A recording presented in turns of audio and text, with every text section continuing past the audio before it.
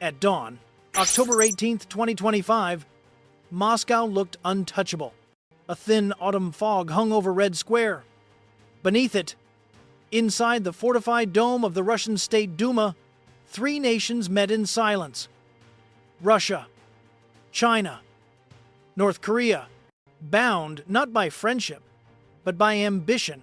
Their agenda, a single weapon, Mold 5, a hypersonic missile capable of erasing any NATO capital in less than 15 minutes. Its projected yield, 35 megatons, more than all the bombs dropped in the Second World War combined. Around the table, the air was thick with arrogance.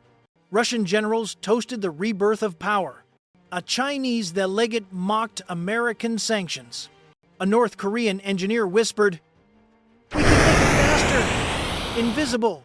The laughter echoed through marble halls older than the Cold War itself. But arrogance leaves a trace. 200 miles above Earth, a silent observer watched the U.S. satellite EagleNet 7, part of NATO's orbital surveillance web.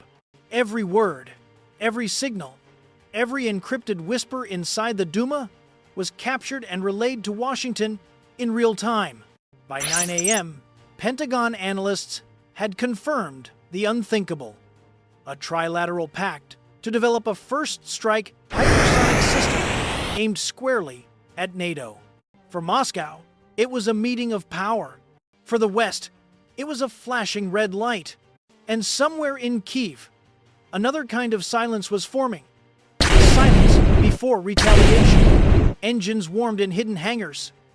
Algorithms aligned.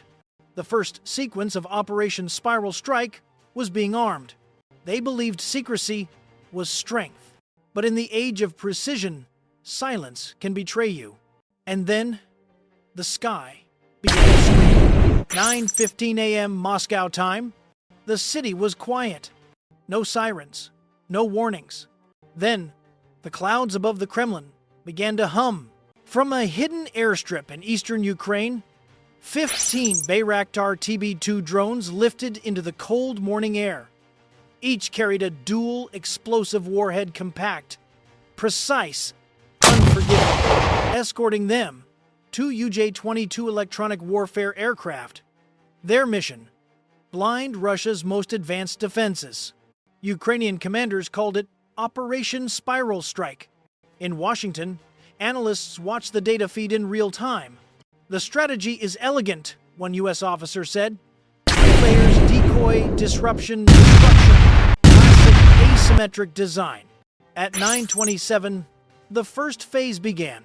5 TB2S flew in wide formation, programmed to mimic migratory birds on radar. For Russian operators manning the S-400 systems around Zelenograd, the signals looked harmless, slow, scattered, biological. They didn't know they were looking at ghosts. When one drone dipped below 400 meters, the deception broke. Alarms erupted. Within seconds, 12 interceptor missiles screamed upward at Mach 5, carving white scars through the mist. The impacts lit the northern sky. 4 TB2S vaporized mid-air. One detonated by design. Its fragments scattering chaff to confuse radar. In command centers, Russian crews cheered prematurely. The second phase had already begun. 2 UJ-22 jammers entered the capital's airspace from opposite vectors, flying low, hugging rooftops. They activated electronic countermeasure suites, flooding frequencies with noise. Within 4 seconds, over 60% of Moscow's radar nodes went blind.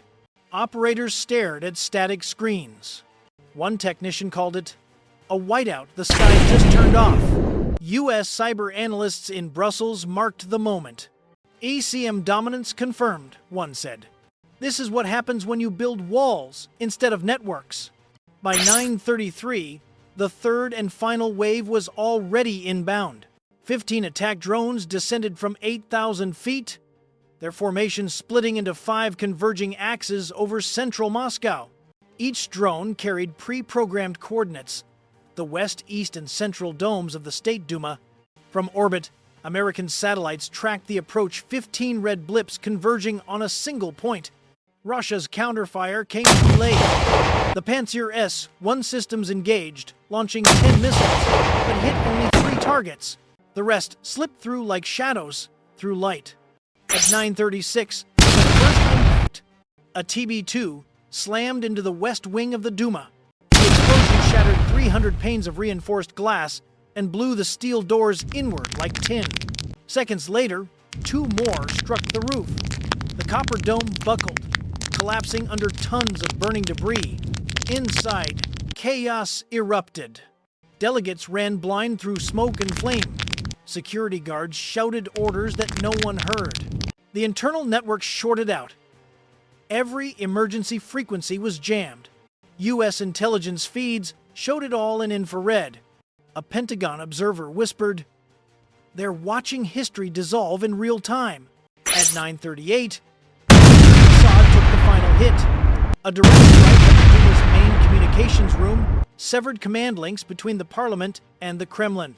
The building's anti-drone shield, designed to protect against small UAVs, backfired, blocking out emergency responders.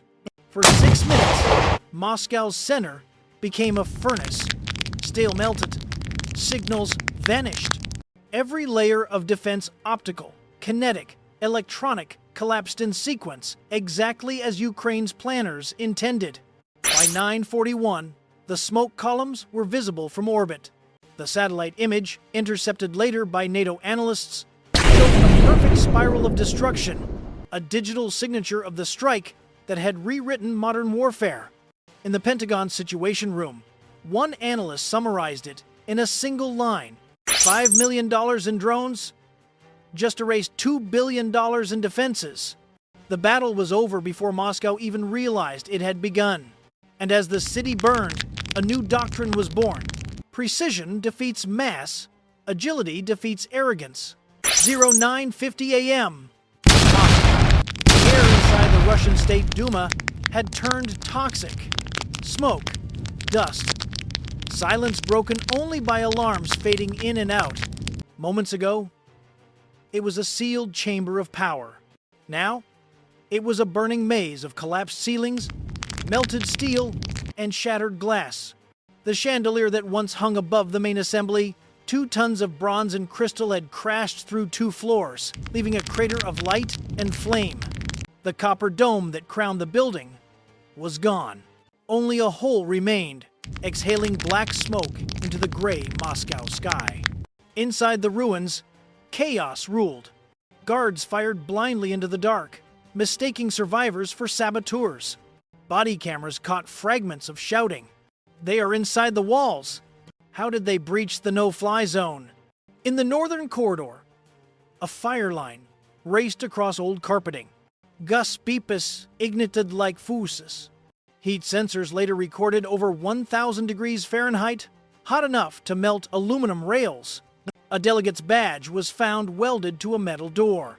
From the command bunker beneath the Kremlin, generals demanded updates. None came. Fiber cable had burned. Comms were dead. For 11 minutes, the Russian high command was blind to its own capital. And above that silence, the eyes of the world were open. High over Europe, an American early warning satellite part of the EagleNet network streamed infrared images to NATO command in Brussels. Thermal outlines of human bodies flickered inside the Duma like sparks, then faded, then disappeared. At the Pentagon, analysts watched the feed in real time. Every burst of heat, every plume of smoke, every second of collapse. They understood what had happened before Moscow did. The strike had not just destroyed a building, it had erased the illusion of Russian control. By 10 o'clock, emergency sirens howled across the capital. Dozens of vehicles rushed toward Red Square, but the Duma's own security shield automated anti-drone barriers had sealed the perimeter. Ironically, the system designed to keep enemies out now trapped survivors inside. For 6 critical minutes, no one could enter. No one could help. In Kyiv, Ukraine's command bunker remained quiet. Monitors glowed red and gold. Operators tracked drone telemetry until the final signal vanished. The last transmission came from the lead Bayraktar 4 seconds before detonation. It showed General Viktor Simonov, Russia's chief strategist, running through smoke, his face frozen in disbelief. Then light, then static. That 4-second clip would circle the globe before the day ended. 10:12 a.m., Washington, D.C. Inside the Pentagon briefing room, analysts stood before a wall of screens. On one display, the Duma burned. On another, intercepted audio from the secret meeting played. The voices of Russian, Chinese, and North Korean delegates discussing a hypersonic weapon capable of striking any NATO capital in under 15 minutes. A senior intelligence officer turned to the camera crew and said, "This is not an accident. This is preemption by precision." Within 20 minutes, the president authorized the release of the satellite evidence. CNN, BBC, and Al Jazeera broadcast the footage simultaneously. By noon, over 40 million viewers had seen the same image: Moscow's most secure building collapsing in flames.